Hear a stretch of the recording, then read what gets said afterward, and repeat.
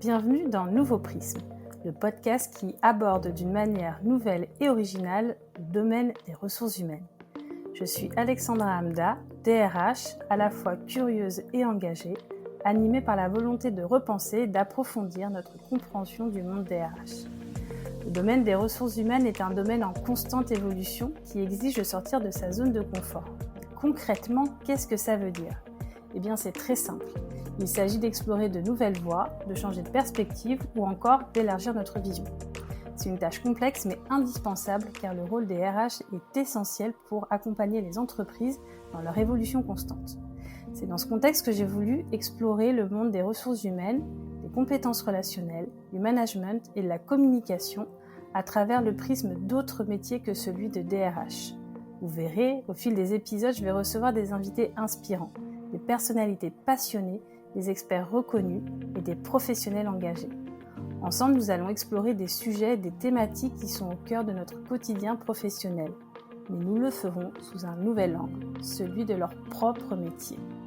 Installez-vous confortablement et bonne écoute. Bonjour Maude. Bonjour Alexandra. Ravie de te recevoir dans ce nouvel épisode. Je t'accueille aujourd'hui pour parler de plusieurs choses, si on arrive à tout caser, notamment pour parler de marque personnelle RH, de marque employeur, du festival RH que tu as créé, qui va bientôt avoir lieu donc au mois d'octobre. Donc on va balayer un petit peu tous ces sujets. Avant ça, écoute, je te propose de juste nous parler un petit peu de ton parcours professionnel et que tu puisses nous expliquer un petit peu rapidement ce qui t'a amené à t'orienter vers les ressources humaines. Eh ben, écoute, en tout cas, merci pour l'invitation.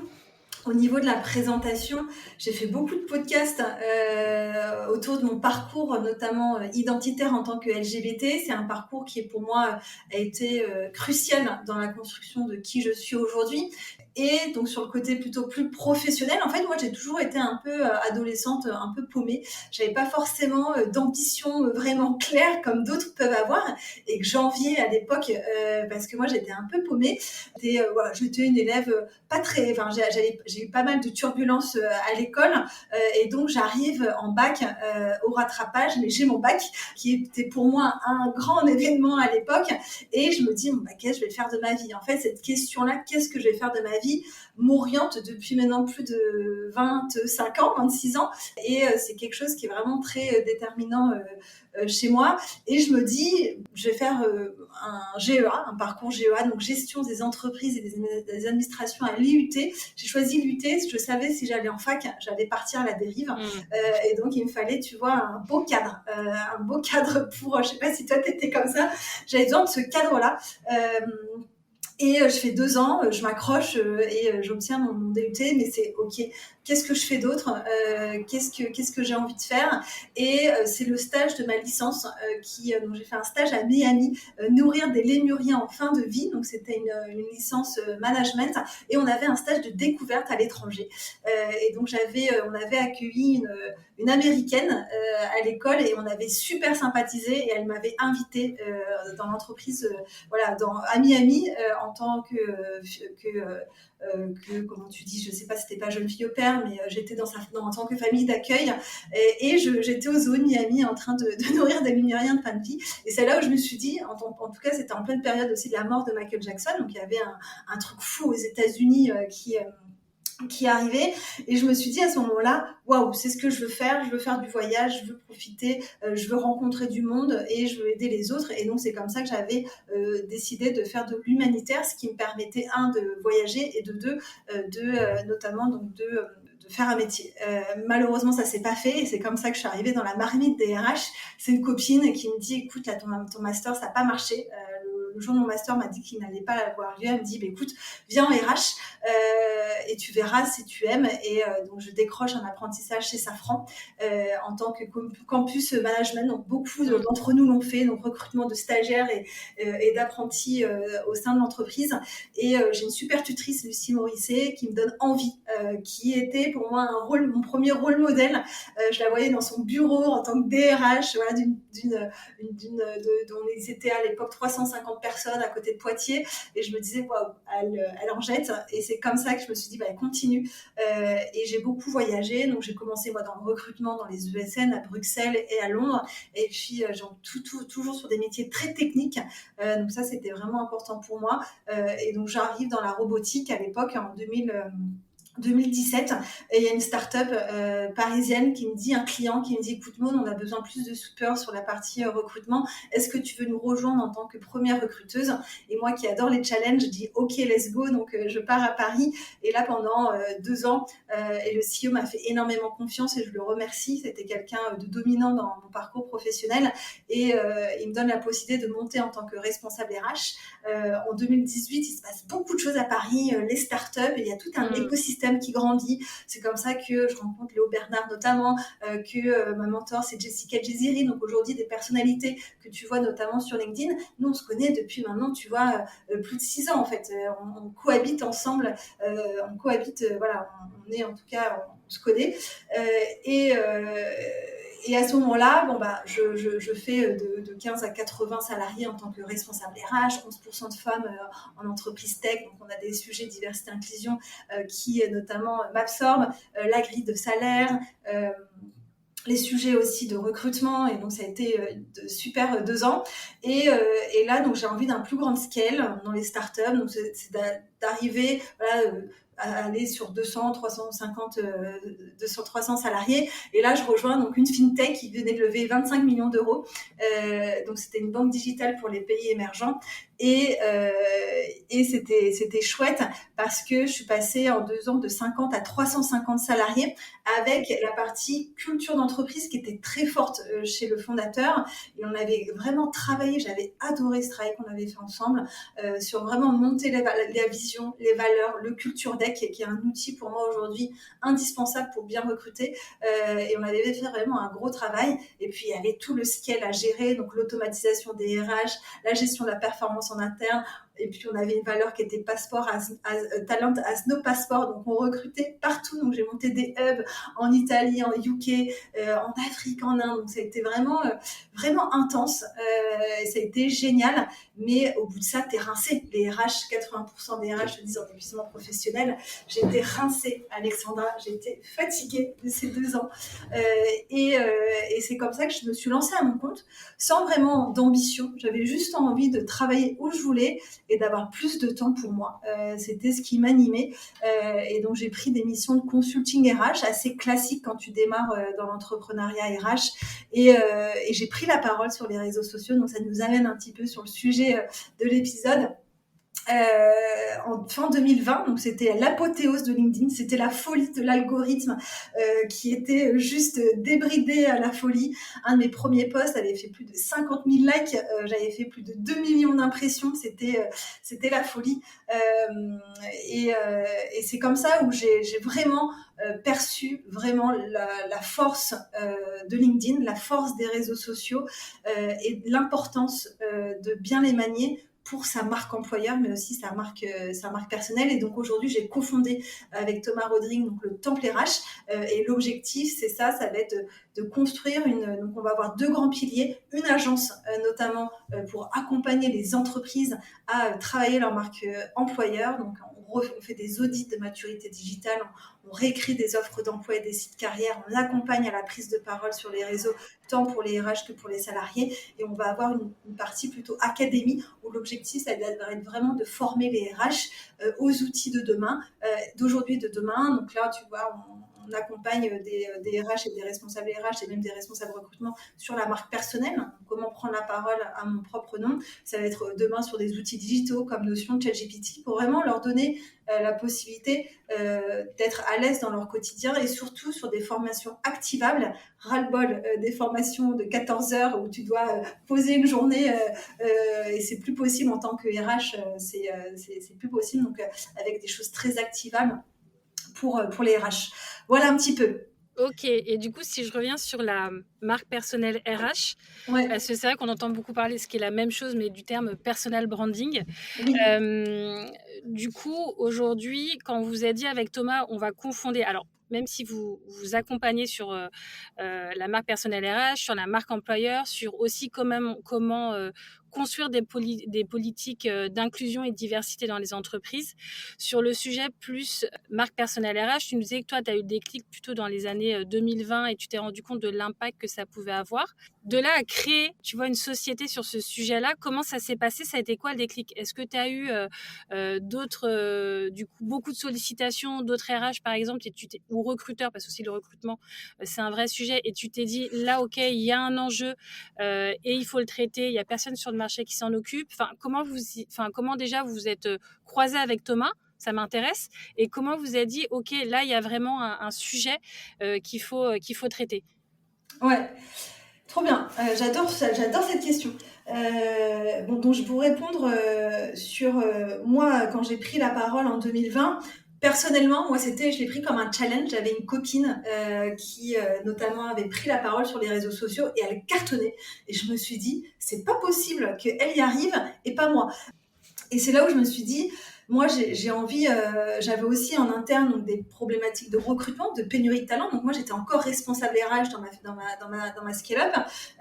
Et je me suis dit, on a aujourd'hui une marque employeur qui n'est pas forcément connue, puisque on n'avait pas, voilà, non plus, on avait fait beaucoup de choses en termes, tu vois, d'avantages, de culture d'entreprise. Tu vois, on payait 20% de plus les personnes. Donc ça, c'était des stratégies d'acquisition de talent qu'on avait mis en place. On avait notamment aussi un contingent de 2500 € par salarié par an pour se former, qui était lié en tout cas à nos valeurs. Donc on avait mis en place des choses vraiment chouettes et on avait aussi le télétravail partout dans le monde puisqu'on avait cette valeur talent as no passeport. Et donc on avait mis des choses en place fort, mais on avait quand même du mal à avoir un pipeline de candidats récurrents tous les mois. Et c'est là où je me suis dit, et surtout à l'international, c'était assez difficile. Et c'est là où je me suis dit, bon, bah, je vais prendre la parole en tant que responsable RH. Et j'ai fait plusieurs postes qui m'avaient aidé à notamment augmenter mon pipeline de candidats à l'époque, notamment en Afrique, tu vois. Donc, je faisais, donc c'était assez intéressant comme exercice.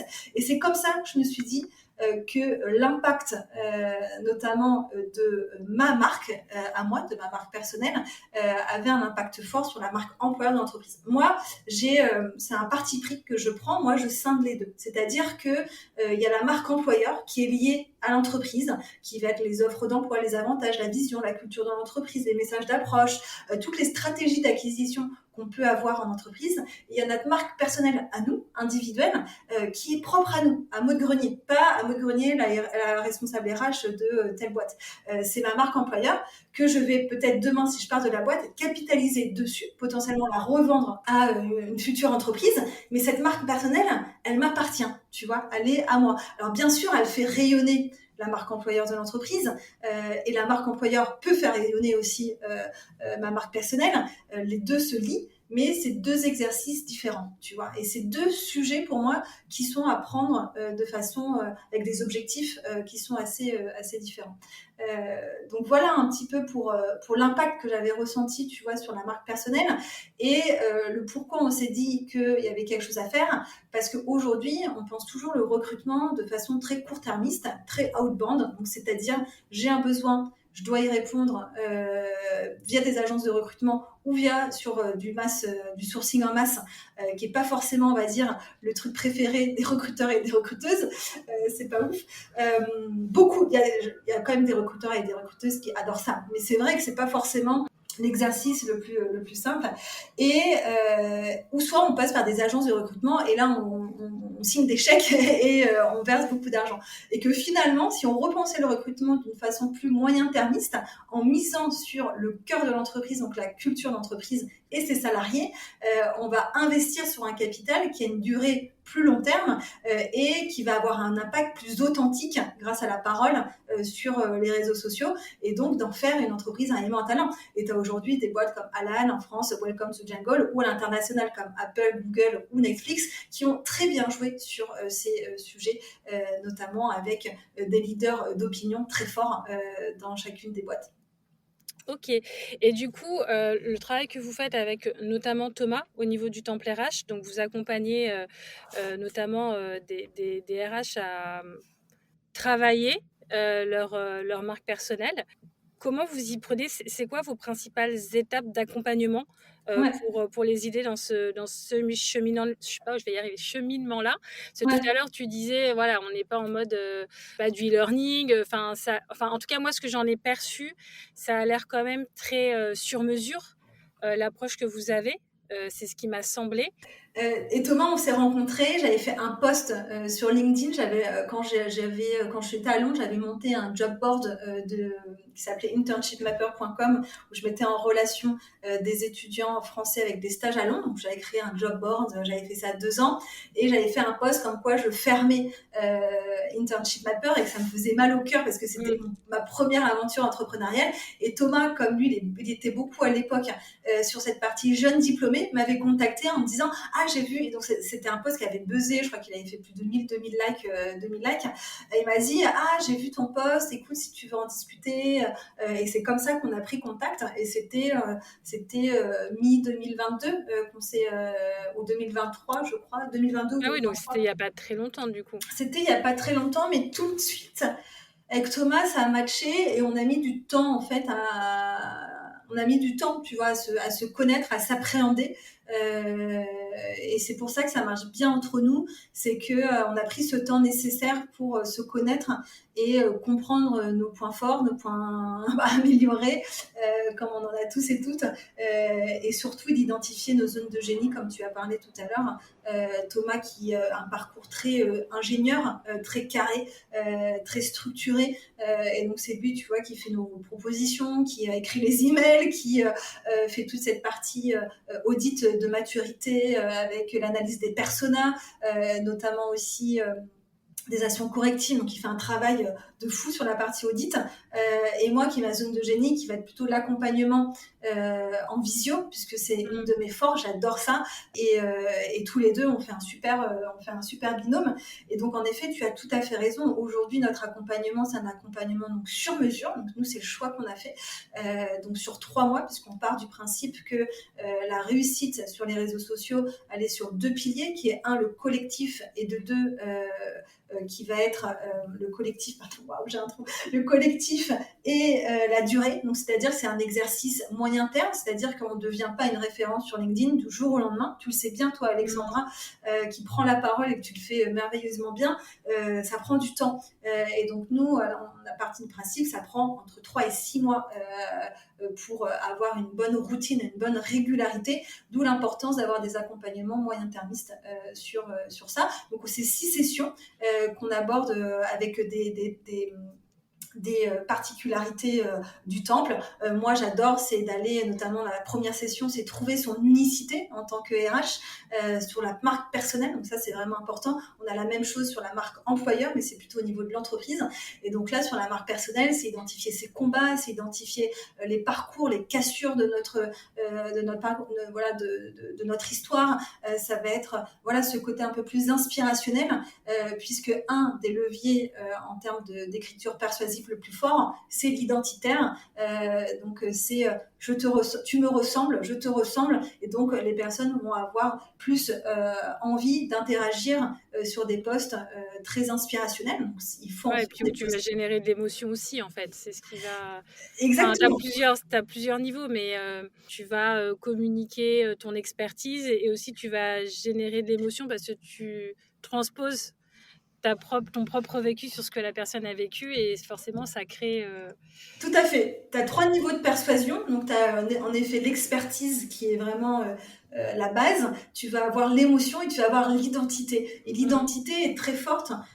Tu vois, moi, quand je fais des posts très identitaires, quand je parle notamment du combat LGBT que j'ai vu très jeune, c'est des posts tout de suite qui parlent. Et c'est des posts, moi, c'est mon combat, qui anime une communauté aussi RH très forte, puisque c'est des sujets que l'on porte dans les entreprises à diversité et l'inclusion. Et ça permet aussi de comprendre parfois et de se mettre à la place quand on ne vit pas des discriminations, on ne peut pas forcément les comprendre. Et moi, ça, c'est quelque chose que j'ai mis du temps à comprendre. J'en voulais beaucoup aux autres de ne pas comprendre ce que je vivais, mais c'est normal puisqu'il faut aussi éduquer et faire apprendre sur ces sujets-là. Et c'est ça le pouvoir de la marque personnelle, c'est d'aller sur ces sujets d'identité. Alors, faut pas en faire non plus, il faut se sentir à l'aise. Tu vois, là, Mm. j'accompagne aujourd'hui une responsable recrutement qui est pas encore à l'aise sur ces sujets-là. C'est pas grave, on prendra le temps qu'il faut. Et il y a d'autres mécanismes et d'autres leviers qu'on peut aller chercher dans la marque personnelle. Et tu vois, je me dis, pour certaines RH, je me dis c'est sans doute compliqué aussi de se dire je vais prendre la parole parce que tu dissocies justement ta marque personnelle, ce que tu disais tout à l'heure, ta marque personnelle, si tu es RH, de la marque employeur. Et par exemple, je sais que moi, dans mon ancien, j'étais longtemps dans un cabinet de conseil pendant quasiment 12 ans. J'aurais pas été à l'aise d'affirmer toutes mes convictions, ce que tu disais. Et je pense qu'il y a beaucoup de RH, par rapport à toi, les retours que tu as eus, qui te disent oui, j'aimerais bien, mais aujourd'hui, je me sens pas à l'aise par rapport à ma boîte. Et même si c'est dissocié, tu es quand même rattaché à une société et ce que tu vas dire va forcément avoir un impact, c'est ce qu'on dit, sur la marque employeur, souvent positif, mais ça peut aussi être négatif sur la marque employeur de ta société. Tu vois, on l'a vu comme euh, là, c'était plus le cible français, tu vois, c'est Oui, ce qui vient en premier, où ouais. tu dis, OK, ce que tu vas communiquer, comment tu vas communiquer sur les réseaux sociaux, ça va impacter ta marque personnelle forcément, mais aussi ta société. Et toutes les RH ne sont pas forcément à l'aise de se dire, OK, alors moi, je suis pro semaine de 4 jours, mais alors par contre, mon boss ne veut pas en entendre parler, du coup, je ne peux pas communiquer sur ces sujets et qui se sentent bridés. Voilà. Et ça, tu Mmh. le vois beaucoup aujourd'hui ou de moins en moins? Comment Mmh. tu vois ça? En fait, il y a beaucoup d'éducation à faire sur ces sujets-là, tant sur la partie entreprise que sur la partie Mmh. RH, tu vois. Et, euh, et ça, c'est ce que tu viens de partager. À 95%, les RH, en tout cas, avec qui je discute et qui j'accompagne, c'est une de leurs premières douleurs. C'est ça, Mmh. c'est se sentir bridé, avoir cette pression, cette posture RH. Donc, c'est-à-dire aussi, on porte des sujets compliqués, difficiles. Et donc, si on est en plein PSE, on va pas parler d'un sujet, tu vois, voilà. Donc, il y a quand même cette posture, cette posture RH. L'objectif, c'est toujours de se dire, et tu vois, j'avais un copain, j'ai un très bon copain à moi qui est recruteur notamment dans un groupe qui était dans un groupe agroalimentaire, qui lui interdisait de prendre la parole sur les réseaux sociaux. Et je trouve ça idiot parce qu'en fait, la parole authentique, c'est celle qui, en tout cas, est la plus forte, comme on a parlé des niveaux de persuasion, l'identité et l'émotion. C'est ce qui va faire que les gens vont vouloir aussi rejoindre l'entreprise. Mmh. Donc, c'est d'arriver en tant que RH, à se détacher. Et c'est dur hein, de se détacher de je suis, moi c'est Alexandra Hamda, je suis DRH de telle boîte, et de dire non, c'est moi Alexandra Hamda, j'ai mes combats, j'ai mes valeurs, j'ai qui je suis, et d'arriver à décorréler les deux, et ce qui n'est pas forcément simple. Et au niveau entreprise, de mettre un cadre. C'est-à-dire que, en effet, il y a des sujets sur lesquels potentiellement l'entreprise n'est pas à l'aise. Tu as parlé de la semaine de 4 jours. Il y avait notamment, on avait discuté avec le responsable RH de Lucas. Lucas, ils sont pas pro semaine de 4 jours. C'est plutôt l'inverse. Ils y croient pas forcément. Le logiciel Lucas, mais il faut être aussi en corrélation avec ces valeurs-là, tu vois. Et c'est aussi toi en tant qu'individu de te poser la question si je suis dans une boîte qui porte pas forcément des mesures d'innovation et que moi j'ai envie de ça, c'est vraiment se reposer la question de l'impact que tu vas avoir en tant que responsable RH. Et donc nous notre objectif c'est aussi d'aider à ces questions-là, c'est d'aider aussi à reprendre son rôle de RH à part entière dans l'entreprise et de pousser des fois des sujets et de bousculer les codes et de casser les codes en interne.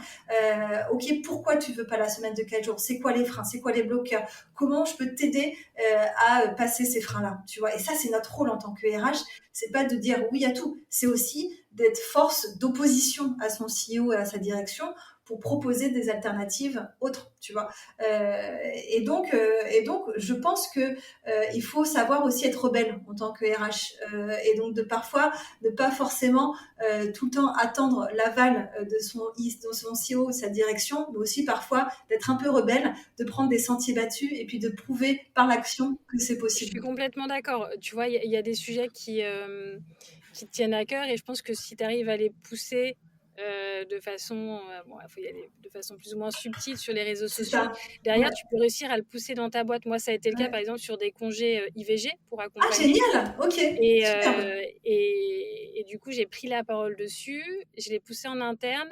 J'ai 3 fondateurs, donc c'est des hommes, Ouais, et qui étaient pour, du coup, complètement, mais qui n'étaient pas à l'aise sur le fait de le porter, de parler dessus sur les réseaux sociaux. Ils m'ont dit, OK, mais du coup, c'est toi qui portes le sujet sur l'externe, parce que c'est nous, génial. on n'est Ouais, pas forcément à l'aise, etc. Ce que je peux complètement comprendre, il n'y a pas de sujet, mais ça aurait été, voilà, j'aurais pas poussé le sujet, je leur ai pas essayé de l'incarner sur LinkedIn, et j'aurais pas pu leur démontrer aussi par, voilà, de la data, ce que ça avait provoqué. Ils seraient dit, bon, ouais. pas forcément d'intérêt, c'est pas forcément le sujet. Mmh. Donc oui, après, ça peut découler. Tu dis c'est très fort, tu vois, Alexandra. C'est très fort, c'est qu'en interne, tu as réussi à faire passer des congés IVG, c'est ça? Mm. Enfin, c'est extraordinaire pour toutes les femmes de. J'ai perdu le nom de ton entreprise, excuse-moi. On est 70, donc ça Ouais. reste pour le coup vraiment à taille humaine. Ouais, mais c'est quand même l'impact que tu as eu, tu vois, c'est extraordinaire. Et tu as réussi, tu vois, et c'est des victoires qu'il faut. Il peut y avoir des effets, voilà, sur les réseaux sociaux. C'est quand même avoir une position où tout le monde n'est pas en phase avec toi, et même dans ta propre boîte, hein, qui sont pas du tout pour l'IVG tout court. Mais hein, je pars du principe, et c'est là où dans mes posts et quand j'en parle, le sujet, c'est pas de dire est-ce qu'on est contre ou est-ce qu'on est pour. C'est pas le sujet. Le sujet, c'est de se dire, tu as des collaboratrices qui vont être en souffrance, et comment t'accompagnes, et comment en termes de RH, tu vas accompagner ces personnes-là. Donc, j'ai volontairement le débat, je ne l'ai pas centré sur pour ou contre l'IVG. Chacun son avis, je respecte, il n'y a pas de sujet. Maintenant, c'est comment tu accompagnes. Et en tant que RH, c'est ton combat d'accompagner tes collaborateurs. Donc, c'est Tout à fait. recentrer ce sujet-là pour qu'il ne puisse pas y avoir derrière de confrontation, Mmh. etc. Et on ne pourra pas te reprocher d'accompagner des collaborateurs.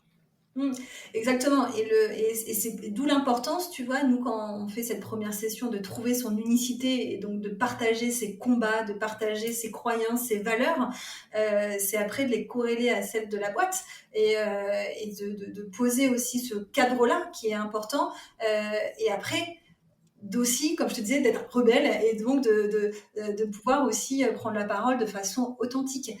L'entreprise, de toute façon, ton profil LinkedIn, c'est le tien, c'est ton adresse email personnelle, c'est ton capital à toi au niveau réseaux sociaux. Et donc voilà, l'entreprise, elle a sa page entreprise qui est dédiée à ça. Euh, et, donc, euh, et donc, il faut quand même arriver, tu vois, à décorréler les deux et de les mélanger. Ça crée parfois ces frustrations-là et de se dire, ben non, là, c'est mon combat et j'ai envie de le partager sur LinkedIn. Du coup, je voulais te parler d'un autre sujet, et c'est un peu comme ça qu'on est rentré en contact, c'est par rapport au festival RH. Premier festival RH qui aura lieu au mois d'octobre, donc tout début octobre. Quand on s'était parlé, tu m'avais dit voilà, que toi, tu avais justement une volonté de mettre en avant des personnalités RH qui sont connues, voilà, des speakers qui vont parler de différents sujets liés aux ressources humaines, et aussi te dire de mettre en avant d'autres RH qui n'ont pas forcément la même notoriété, mais qui sont très engagés sur le sujet. Donc je trouvais ça hyper bien, le fait de dire il y a une continuité avec ton activité du Temple RH à plus grande échelle, et tu crées un événement vraiment novateur en termes de format en tout cas. Qu'est-ce qui t'a justement donné l'idée et l'envie de proposer ce type d'événement à la communauté RH? Mais en fait, écoute, ça fait. Moi, j'étais responsable RH, responsable recrutement. J'ai navigué je navigue dans cet écosystème-là depuis le début. Hein. Je suis un bébé RH, je viens vraiment du sérail. Et donc, je connais mes pairs RH. En off, on est super fun, super rigolo. Voilà, on est des gens positifs. Voilà, en tout cas, les RH que je rencontre dans mon quotidien, bien sûr, il y a des exceptions comme tout sur Terre, mais on a un côté qui est très funky. Et on a ce masque que parfois on se met en entreprise, ce masque un peu froid. Et je trouvais ça, en tout cas, dommage. Donc, c'était d'arriver avec un concept disruptif où on peut être qui on est dans un événement qui est pour nous. Et le deuxième point, c'était en effet en tant que responsable RH, j'ai fait beaucoup de conférences. d'événements, c'était toujours très corporate. Il en faut, c'est génial. Mais par contre, j'arrivais seule, je repartais seule. J'étais éreintée et j'avais l'impression de rien avoir appris de ma journée. Et donc, j'avais envie vraiment d'utiliser. Moi, je viens du Sud-Ouest, donc j'ai fait beaucoup de festivals et j'en fais beaucoup. J'adore les concerts, c'est ce qui me nourrit aussi la musique. Et je m'étais dit, ce serait génial de faire ce concept de festival en format événement pour les RH, donc avec une scène pour apprendre avec des conférences, des ateliers pour le côté très micro sur ok, demain comment je peux mettre en place dans mon entreprise, et avec la particularité de ce chapiteau santé mentale, santé physique qui était important pour moi, notamment sur voilà, j'étais je pense pas une des premières, mais j'ai commencé à prendre la parole sur la santé mentale maintenant il y a plus d'1 an, tu vois, et c'était encore assez nouveau à l'époque. Et donc c'était quelque chose qui était important. J'en ai parlé avec des copains RH fin octobre lors d'un co-living, et ils m'ont dit c'est génial, vas-y, let's go, on est derrière toi, on est on le fait. J'ai passé le message sur LinkedIn et là j'ai eu d'autres personnes qui nous ont rejoints. Donc aujourd'hui il y a une équipe de 20 bénévoles, donc c'est des RH, donc c'est un festival fait pour les RH par les RH. Et donc il y a tout un écosystème qui s'est mis en place. Et on a fait aussi une partie idéation où on a lancé un questionnaire pour s'assurer que c'est pas un événement de dingo, c'est que personne allait venir. Et donc, il y a eu 250 DRH et responsables DRH qui nous ont répondu en disant « Allez-y, c'est génial. Il y a juste 2 cris du cœur. Un, on est fatigué du commercial. On en a marre de spammer. On veut pas être le produit, en fait, d'un événement. Et donc, l'objectif, c'est d'avoir réfléchi à un business model hybride. Donc, avoir peu de partenaires, mais de très bons partenaires où moi je garantis que je ne vends pas la base de données, c'est pas l'objectif, c'est pas de commercial, c'est plutôt un objectif de notoriété et de partage. Et de deux, les RH mettent la main à la poche comme un festival, et donc soit l'entreprise prend en charge ou eux-mêmes pour vivre un moment unique et disruptif le 3 et 4 octobre 2024. Et justement, par rapport au festival, est-ce que tu peux nous partager un petit peu les exemples de contenu? Tu parles justement de santé mentale, mais de contenu et d'intervenants. Alors, les intervenants, je pense, ont quand même beaucoup relayé sur les réseaux sociaux, mais est-ce que tu peux voilà, nous refaire une petite palette, en tout cas, pour teaser un peu? Teaser un peu, ouais. Et ça vient vraiment dans notre ambition avec le Temple. De vraiment, comme tu disais tout à l'heure, de fédérer cette communauté RH, de monter des rôles modèles RH. Et moi, c'est ce qui m'anime parce que la plus grande douleur que j'ai, c'est d'avoir des retours négatifs des RH parce que on a mauvaise presse. Et c'est vrai, il y a eu, voilà, on vient de loin, on vient d'une fonction très administrative à une fonction plus stratégique aujourd'hui, et donc on se colle encore à la peau une image assez négative. Et donc là, cet objectif, c'est avoir des bonnes vibes, du positivisme, et ça, ça sera, en tout cas, j'ai hâte. Donc déjà, on a un dress code que je peux déjà te teaser. Je pense que tu as une des premières, parce qu'on l'a teasé hier à tous les membres du festival. C'est les 4 éléments, le feu, l'eau, la terre et l'air. Donc ça va être voilà les 4 éléments. Donc ça va nous aider aussi sur la partie individu. Donc chaque élément a une caractéristique individuelle. Donc ça va être intéressant de voir lors du festival qui est qui. Donc ça va être rigolo. Et donc en termes d'organisation, donc on va avoir des tipis dodo. Donc il y a à peu près 40% des personnes qui vont rester dormir sur place. Donc vraiment le concept festival jusqu'au bout. Donc avec des douches, tu vois, des toilettes. Donc ça va être assez chouette. Et on va avoir donc un espace conférence, donc scène, avec la journée des conférences très macro, très inspirationnelles, avec des keynotes, des TEDx. Et le soir, on va avoir notamment un one-man show avec le télétravailleur. On va avoir donc un DJ, donc le DRH de Rocopter, qui fait aussi DJ dans son temps libre, qui va venir d'Aix-en-Provence spécialement pour le festival, qui va nous ambiancer toute la nuit.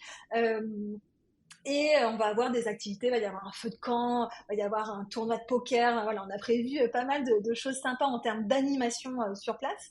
Et en termes donc d'invités, écoute, on est très contents. Donc on a notamment des sujets autour RH CEO, ce binôme, comment prendre sa place en tant que RH auprès du CEO, comment mieux vivre son rôle de RH au quotidien, les fondamentaux d'une culture d'entreprise saine, le non-verbal, comment gérer ses émotions. On a beaucoup de frustration en tant que RH, donc c'est comment gérer au mieux ses émotions pour mieux vivre sa vie, comment surmonter ses biais pour construire une équipe inclusive, les biais cognitifs, on va avoir aussi des sujets de performance au niveau entreprise, la marque personnelle bien sûr, la tech et RH, l'IA, l'intergénérationnel, le leadership RH, donc ça voilà, en tout cas les thématiques qui sont sur le site internet. Et ce qui était intéressant donc dans les retours du questionnaire qu'on a eu, c'est qu'il y avait une envie d'avoir des personnalités qui ne viennent pas des RH. Et donc, on a notamment Guillaume Mathias, qui est un expert en neurosciences, qui va nous parler du mécanisme du cerveau. On a Jade Maréchal, qui est athlète auprès de l'équipe de France d'escrime, qui va nous parler performance. On a aussi Caroline Mignot, dont on a parlé, qui va nous parler marque personnelle. Et on a aussi donc la championne de France de poker qui va nous parler comment gérer un petit peu le non-verbal, et plein d'autres. On a d'autres acteurs, j'ai oublié, on a aussi François François, pardon, excuse-moi, qui est un ex du GIGN, qui va nous parler comment négocier, parce que voilà, comment négocier, parce que ça, c'est une sacrée douleur pour nous, RH. On n'est pas très forte sur ces sujets-là. Et donc, et du monde RH, donc des DRH, on a notamment, si je reprends un petit peu les noms, on a Nathalie Pro, qui est responsable RH chez Collectif Énergie. On va avoir Benoît Thieb, qui est aujourd'hui le responsable recrutement France d'IKEA. On va avoir aussi notamment Virginie Gour, qui est responsable marque employeur de Saint-Gobain. Voilà, donc on a aussi vraiment de belles références au niveau DRH. Qu'est-ce que je peux te dire d'heure? Et ce chapiteau santé mentale, santé physique, donc qui est en tout cas animé par notre partenaire Kanda Health, qui nous a prévu un planning de folie avec des surprises, des choses voilà, qu'on va essayer de faire, notamment comme de l'équi-coaching. On va essayer de faire venir deux chevaux en tout cas au sein du festival pour une session d'équi-coaching. Donc voilà, on voit un peu les choses en grand, ce qui est génial et ce qui va être un peu un moment unique pour tous les RH de France. Ouais, c'est ce que tu disais. En fait, pour toi, c'était un peu un rêve, c'est une aventure collective. Ouais. Et ce qui est chouette, c'est que tu as quand même réussi à. C'est pas évident, tu vois, de lancer ça. Je me suis dit de trouver des partenaires.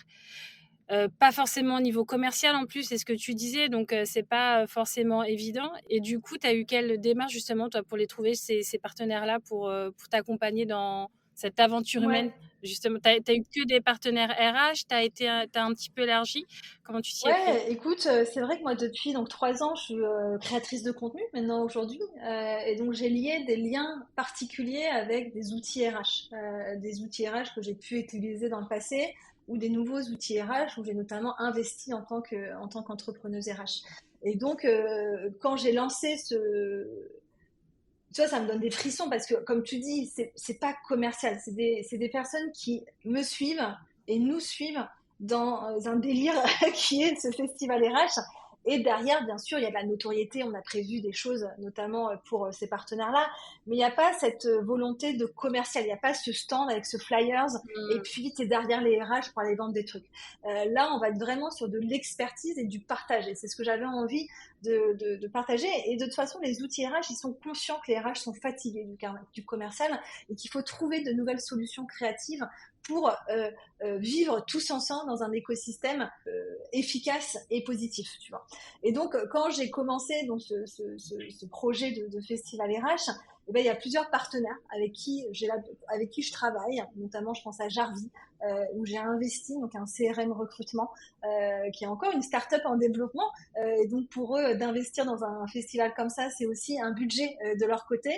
Mais ils ont envie de ce côté communauté, de ce côté partage humain. Et c'est là où on se ressemble, tu vois. On se ressemble et je trouve que c'est ça qui manque aussi aujourd'hui dans notre fonction, c'est d'arriver à vraiment créer des liens forts pour construire, tu vois, des histoires.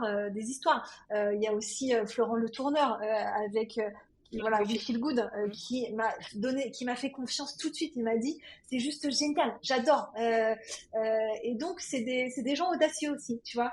C'est cette audace qui paye, entre guillemets, et qui, tu vois, Florent m'a présenté à Wobby, après donc Myriam de Kanda Health, qui a vu mes posts sur LinkedIn, qui m'a dit j'ai trop envie de partager cette aventure avec vous. Et donc en fait, vu que j'ai pris l'angle très visionnaire du festival et de ce côté très fun, authentique. Ça animait d'une autre façon cette communauté RH. Et en effet, j'en suis assez fière. Et je suis très fière aussi d'avoir fédéré cette communauté de bénévoles, une 20 bénévoles, qui m'aident au quotidien. Et parfois, c'est pas facile, hein, parce qu'on a des convenus, on a des décisions difficiles à prendre, et c'est pas simple au quotidien. Mais on y croit parce que on a envie que ce festival prenne vie. Et je pense que c'est ce côté festival qui plaît, ce côté disruptif des chapiteaux, d'être à l'air libre, d'être ensemble. C'est ça aussi qui fait rêver. Et cette notion de rêve est aussi importante dans les RH. C'est qu'on a le droit aussi de rêver en tant que RH, voilà, et de remettre un peu d'humain dans ressources humaines. Voilà. T'es habité par le projet, Oui. tu vois. C'est quand tu fais les choses avec le cœur, Le tu sais, ressens, quand tu fais les choses avec le cœur aussi, les gens comprennent et ça se sent. Et moi, ce festival, je le fais pour aucun moment pour des aspects financiers ou des aspects de notoriété. C'est juste que j'ai envie de vraiment concrétiser ce projet, ouais, ton projet. que j'ai en tête depuis quelques années maintenant, tu vois. J'avais 2 petites questions encore. Là, si tu vois, il y a des RH qui Ouais. nous ont écoutés, qui disent: «OK, j'aimerais bien me lancer». Donc si je reviens sur la partie plus, marque personnelle RH, si tu avais alors, au-delà de contacter le Temple RH et Thomas et Maud doivent vous accompagner, Ouais. mais en tout cas, les premières questions qu'elles doivent se poser, enfin elles ou ils, hein, parce que je dis Oui. beaucoup elles, mais je parle aussi ils. En tout cas, ces personnes-là, elles doivent se poser quelles questions justement pour commencer leur cheminement en se disant: «OK, je vais me lancer». Ouais. Et pour moi, c'est un point qu'on oublie souvent, c'est qu'on va toujours se concentrer sur le comment. Le comment, c'est écrire sur LinkedIn avant le Mmh. pourquoi. Et ce pourquoi, moi, c'est pour ça que la première session, c'est ce pourquoi, c'est cette unicité, c'est se poser la question pourquoi j'ai envie de prendre la parole sur les réseaux sociaux. Est-ce que j'ai un pourquoi au niveau de l'entreprise? Est-ce que c'est un pourquoi plutôt au niveau individuel? Et on peut très bien, comme on en a discuté, un pourquoi entreprise et un pourquoi individuel vont être différents en fait. Sur la marque personnelle, on va plutôt être sur un pourquoi personnel. C'est vraiment de dire est-ce que j'ai envie de devenir une figure d'autorité entre guillemets sur LinkedIn? J'ai envie de partager des expertises, j'ai envie d'inspirer la génération RH de demain. Est-ce que j'ai envie d'aider ma profession à avoir une meilleure presse sur les réseaux sociaux? Est-ce que j'ai envie de casser les codes? Est-ce que j'ai envie de faire part de ce mouvement, tu vois, je l'ai appelé RH Évolution aujourd'hui, de cette un peu révolution RH, et on en a besoin. Et donc de devenir finalement un rôle modèle demain dans la sphère RH. Tout en ayant cette posture RH, de responsable RH, de DRH en entreprise. On peut très bien faire les deux. Chacun, on est tous des individus différents, on va avoir des tonalités différentes, on va avoir des styles différents. Et donc cette unicité va aussi résonner. On ne perd pas en crédibilité en prenant la parole sur les réseaux sociaux. Et c'est ça où moi j'ai envie de rassurer les DRH et les RH qui nous écoutent, c'est qu'on ne perd pas en crédibilité, parce qu'il y a des façons de faire. On peut déjà garder, si on a envie, une posture très RH, si on en a envie. Il y a des codes pour ça. Il faut juste savoir les appréhender. Donc c'est vraiment se poser cette question du pourquoi. Est-ce que j'ai envie de prendre la parole? Il y a des RH qui n'ont pas envie. Et c'est OK, on va partir plutôt sur des objectifs d'entreprise. C'est comment accompagner mon entreprise à avoir une meilleure marque employeur. Et donc là, il y a d'autres sujets autour des offres d'emploi, du site carrière, d'accompagner les salariés à partager leur quotidien sur les réseaux sociaux. Il y a d'autres leviers activables pour embrasser ce rôle-là aussi en termes d'objectifs d'aimant un talent, d'attirer des talents, qui est un objectif aussi très RH, tu vois. Donc c'est vraiment se poser la question là-dessus, où je me positionne, où j'ai envie d'aller, et selon où j'ai envie d'aller, nous c'est pour ça que c'est très personnalisable, on va pouvoir proposer des accompagnements sur mesure, comme tu le disais tout à l'heure. Mais déjà, moi, le premier conseil, c'est posez-vous la question du pourquoi avant de tout de suite aller dans le comment, parce que quand on se pose pas cette question-là, le comment est difficile, on a des difficultés, on ne sait pas comment s'y prendre parce qu'on n'a pas été clair avec soi-même. Moi, naturellement, tu me dis, OK, des RH qui, par leur marque personnelle RH, m'ont fait connaître leur société, tu vois.